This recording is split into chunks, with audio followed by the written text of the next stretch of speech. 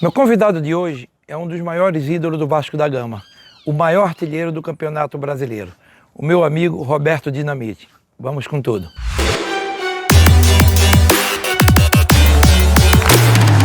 Bom, gente, amigos do canal, primeiro, para mim é um orgulho imenso de entrevistar esse cara, porque é um dos grandes ídolos meu. Na realidade, eu tenho alguns ídolos da minha época que eu jogava, e em Recife a gente tinha, por norma, as televisões passavam o Campeonato Carioca. E os dois ídolos que eu tinha na época eram o Zico e o Roberto Dinamite. E eu, como torcedor do Vasco, é claro, meu carinho maior é por essa pessoa que eu vou entrevistar hoje. Para mim, um dos maiores jogadores da sua época, um centroavante, o maior artilheiro do Campeonato Brasileiro, né? Acho que esse recorde, para mim, nunca vai ser batido. Muito difícil, principalmente hoje, né? Que a carência de centroavante. Obrigado pela entrevista. Ricardo, recebi a gente em casa, pô, é um orgulho mesmo. Você é um cara que representa muito para mim. Pode ter certeza também que eu tenho o maior carinho, o maior respeito por você. Grande profissional e, acima de tudo, uma pessoa ímpar na relação com todos, né? Você dentro obrigado. Da seleção, dentro dos clubes por onde você passou, você é um cara... Você é o cara. Não, você que é o cara. Bem, Roberto, na verdade, falar um pouco. E a primeira pergunta que eu gostaria de fazer, Roberto, hoje a dificuldade de encontrar um centroavante é muito difícil. Eu acho que no Brasil e no mundo. Por que não se fazem centroavante como antes? O que é que acontece? Cara, o que eu vejo é que as pessoas estão se falando muito em modernidade e você tira essa coisa que seria a prioridade de você ter um jogador de referência, ter um centroavante, ter aquele goleador, né? E você vai para um caminho onde a posse de bola é melhor, é a coisa mais importante, você ter 70% de posse de bola, mas de repente tu perde o jogo, ou você ter 70% de teus jogadores que são considerados de frente não fazem os gols. Então, eu ainda sou um pouco conservador com relação a isso, até porque fui um centroavante nato, né? E eu acho que, mesmo a gente analisando e vendo a falta desses jogadores no futebol brasileiro até, mas se você pegar as grandes equipes, que a gente sempre fala do futebol brasileiro, tem que se falar, mas você fala da Europa também, mas claro, se você pegar as grandes equipes, tanto o Bayern de Munique, que tem o Lewandowski. Exatamente, né? Exatamente. Você pega o PSG, que tem lá o Cavani, tem outros jogadores. Você pega o Barcelona, que tem o Suárez, que é centroavante. Né? Movimenta, mas é centroavante. Acho que o único que está aí jogando difícil. É o Fred, que tem uma diferença aí enorme, ainda grande. Então, eu não sou saudosista, mas eu acho que se nós analisarmos as equipes hoje dentro do Campeonato Brasileiro... E do que se joga, Roberto, também, do que se joga. A gente faz uma Copa América no Brasil, onde o artilheiro, até o último jogo do campeonato, tinha 2 gols. É verdade. 13 jogadores, 13. Artilheiro com 2 gols. Então eu acho que o artilheiro acho que foi com 3 gols. Entendeu? Então... Agora outra coisa, nesse tempo de bola ao longo desses anos, né? Zico foi o maior adversário que você teve? Aquela concorrência que eu vi muito no Nordeste. Passava muito os campeonatos. Quer dizer, o Campeonato Carioca passava na época no Nordeste, era o Campeonato Carioca. Por isso que vocês eram minha referência e você, eu como torcedor do Vasco. Zico foi esse principal adversário? Sem sombra de dúvidas. O legal de tudo isso, Ricardo, é que nós conseguimos, ao longo desse período, e nós começamos em 71, 72... O Vasco foi campeão carioca juvenil, 72, e o Flamengo foi campeão... O Vasco foi campeão em 71 e o Flamengo em 72. E ali nós já tínhamos esse confronto, e aí em 73, começamos a jogar na equipe principal, e nós geramos, acho que uma coisa muito legal da nossa carreira, é que em momento algum eu chamo o Zico de Zico, e eu chamo ele de Galo. Né, uma forma carinhosa. Claro. Ele não me chama de Roberto Dinamite ou Roberto, ele me chama de Bob, uma forma... E nós fomos grandes adversários. Pô, um negócio que eu acho que o que motivou a gente e que nos levou a essa condição, né, de ídolos de 2 grandes equipes, de 2 grandes clubes, mas ela passa por uma série de detalhezinhos, de coisas... Você tinha um respeito, né? Pequena, mas tinha esse respeito...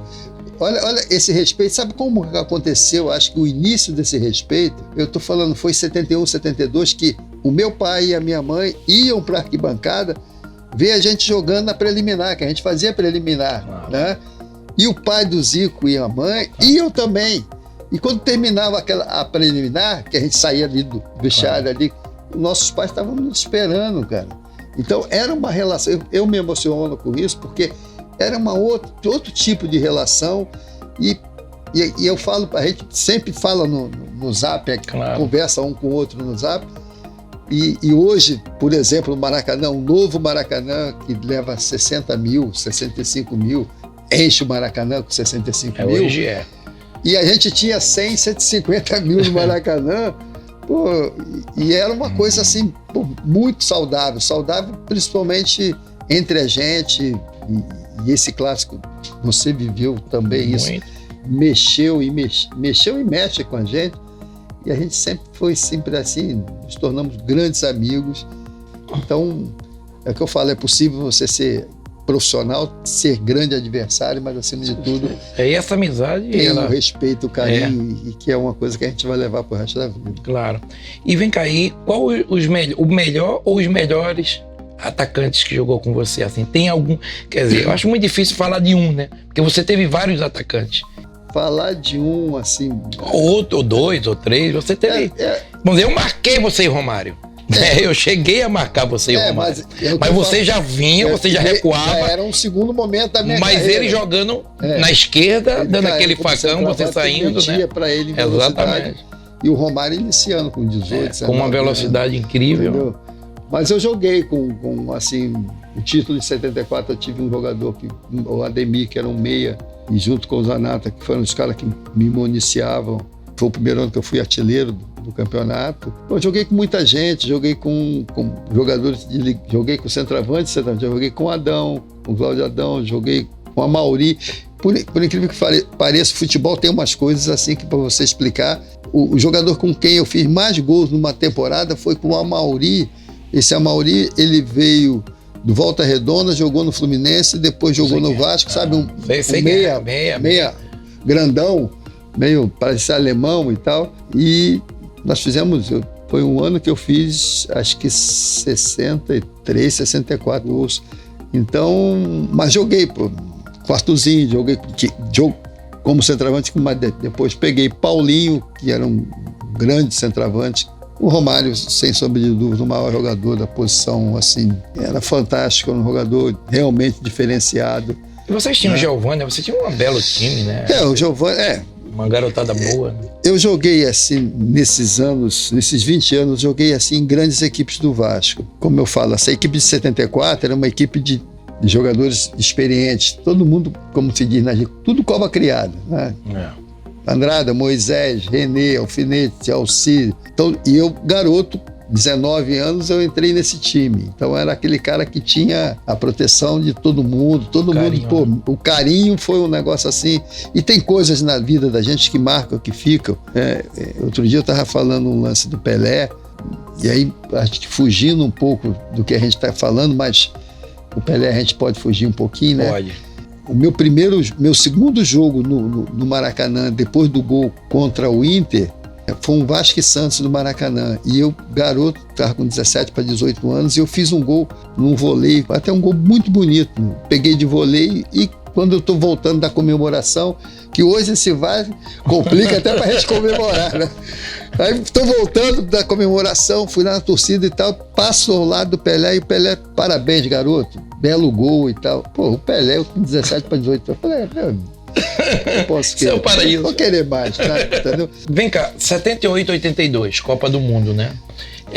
Você estava num momento maravilhoso. Você ficou magoado por ter, digamos assim, ser o titular dessa seleção, porque você estava no auge, né? Você estava num momento excelente. Te magoou um pouco não ser titular? Seleção é sempre seleção, né? Então, quando você estava num momento maravilhoso. Mas eu vivi, assim, esses 2 momentos em seleção brasileira. 78, eu entrei depois do problema do Reinaldo, e depois, em 82, eu fui convocado numa convocação que eu já nem contava mais, porque os jogadores da minha posição eram o Careca e o Serginho. E eu sou um cara assim, muito criterioso assim, com relação não é fazer avaliação, mas saber de que, tecnicamente, para mim, o Careca era melhor do que eu, mas eu fazia gol pra caramba, era artilheiro.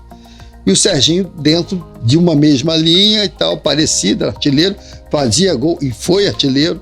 Foi um ano que ele foi artilheiro e trabalhava junto com o Telê. E aí, nessas duas convocações, 78, 82, principalmente 82, acho que a minha geração essa seleção foi a geração que lapidou e levou os melhores jogadores para a Copa do Mundo. E aí eu tenho, assim, não é mágoa, mas uma tristeza de não ter tido uma oportunidade de jogar com esses caras, entendeu? Respeitando o critério do técnico, né? Porque eu só fui convocado porque o Careca machucou, mas eu estava treinando, como se diz na gíria, eu estava voando dentro dos treinamentos da seleção brasileira e não tive a oportunidade de jogar de entrar num jogo. Então, para mim, foi realmente assim uma tristeza muito grande daquele momento de não ter tido a oportunidade de vestir a camisa da seleção, de jogar uma partida com aquela grande seleção, com aqueles grandes jogadores. Bela seleção, né? Pô, pra mim, a seleção que não ganhou, mas encantou. Mas é a minha. É a minha seleção. É a seleção que não ganhou, mas encantou. É o que eu vi, porque 70 eu era muito jovem. Mas de 82, estava com 19 anos, é uma seleção. Cantou o mundo, né? Rico, né? Roberto Dinamite como presidente do Vasco. Eu acho que é o primeiro mandato teu, né? Ele é um ótimo mandato, né? Você se arrepende de ter ido para o segundo mandato, Roberto? Hoje eu só me arrependo disso com relação a um segundo mandato, porque na realidade o que aconteceu? Você viveu e vive essa coisa de clube como jogador e vive também internamente, sabe como é a situação de um clube ou outro. E a realidade, não só do Vasco, a realidade hoje, a gente for falar hoje, a realidade dos clubes no Rio de Janeiro, por exemplo, ou do Brasil, mas falar do Rio de Janeiro, os três clubes, Vasco, Flamengo, Vasco, Botafogo e Fluminense, vivem uma dificuldade muito maior. Mas você encontrou essa dificuldade quando você assume? Eu encontrei. Muitos problemas? E o problema, Ricardo, só abre esse leque, ou só vai saber quando você está dentro. Você sabe, tem uma noção do que está acontecendo, mas na realidade você tem as coisas à tua frente, a realidade do clube naquele momento. Mas você se arrepende de ter sido presidente, apesar do primeiro mandato, por tudo que você representou pelo Vasco? Eu acho que hoje você seria presidente do Vasco? Não. Com tudo que você passou? Não, hoje eu não seria presidente do Vasco. Porque são problemas enormes. Não seria, porque você vive uma segunda etapa, você vai ser julgado, você vai ser analisado como presidente, que não depende só do teu trabalho. Então dizer que eu só me arrependo de não ter saído no primeiro mandato. Por quê? Porque entendia que o Vasco precisava, como todo grande clube precisava, das pessoas estarem unidas e que, infelizmente, hoje o Vasco não está unido e dificilmente isso vai acontecer. E isso, para mim, Roberto, é o maior problema dos clubes do brasileiro. Esse é o problema. Essa desunião dentro do clube. Internamente. O problema não é... O Vasco é muito grande, tem uma torcida maravilhosa. O problema não é a torcida, o problema é a vaidade das pessoas que estão política ali do clube, né? Internamente dentro do clube e que você tem que administrar o clube e administrar as pessoas que estão em volta e que muitas delas torcendo para que as coisas não dê certo. Não dê certo. Entendeu? Então, Ricardo, olha só, eu administrei num período um passivo. E aqui é esse passivo. Eu não vou ficar dando nomes, porque aí a gente fica sendo repetitivo, mas tive que pagar atletas de 98, 2000, 2001, quando eu entrei em 2008 como presidente.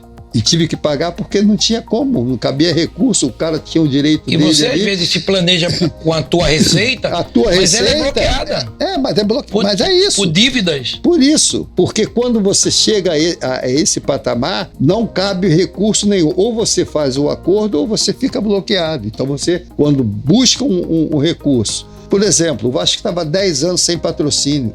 Corri atrás de patrocínio. Trouxemos patrocínio. E quando você entra com patrocínio, você tem um bloqueio ali na frente. Então, aquele dinheiro que poderia estar para ir para o clube, você tem que cumprir essas obrigações. Então, tudo isso acontece no dia a dia. E depois, internamente, se falou, quando eu estava pensando em sair, se falou de união e tal, e que até hoje ficou provado que essa coisa não existe. Me arrependo desse segundo momento. E se fosse o caso... Fala, galera, curta e se inscreva no canal do Ricardo Rocha, nosso zagueirão, hein? Xerifão da seleção. Tamo junto.